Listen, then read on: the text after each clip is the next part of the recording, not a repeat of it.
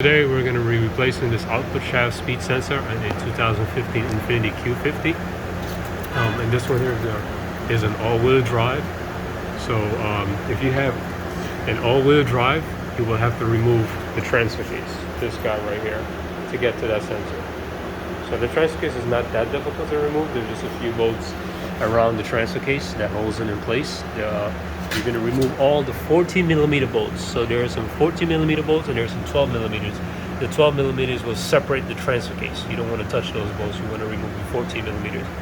And once you remove those, we're going to get to this. When you remove those bolts, this part here will be on the transmission. You have to remove this piece. This is the transmission tail shaft. So this is the back of the transmission when you remove the transfer case. Right? And this piece here is called the tail shaft. And then you have to remove all the 14mm bolts around the tail shaft, because that tail shaft bolts onto the back of the transmission right here. Right? And here's your speed sensor. So once you do that, this is your park cable right here. You'll have to set this guy back into place, because if you don't, the vehicle will not hold in park. So you got to put this spring here. The spring has to touch here, go here, and then the spin goes in.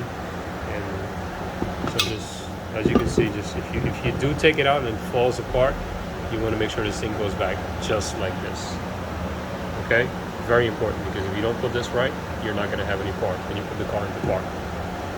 Okay? So, now, to get to the other side of this harness, you have to drop the transmission pan. Okay? So I'm going to do that next. I'm going to remove this jack, and I'll drop the pan and unplug that harness. I'll try to make another video of that before I put it back up, showing how to unplug the harness. But it's very simple. You remove these bolts off of the pan. As you can see, I have these bolts off already. I drained the pan.